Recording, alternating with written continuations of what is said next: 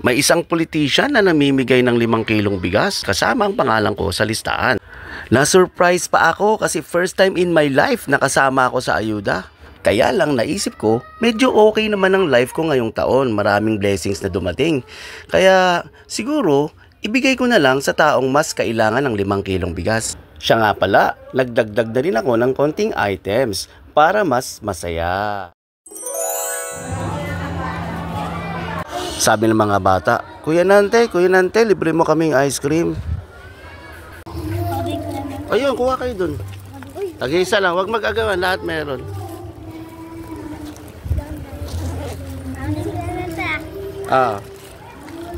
Dalawa na yung sa'yo, Ping. Ilan lahat yan? 6? Magkano lahat? 80? Ha? 90.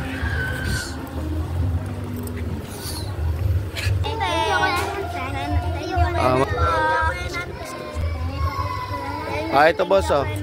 Pamasko. 5 kilong bigas sa konting grocery. Kaya ba?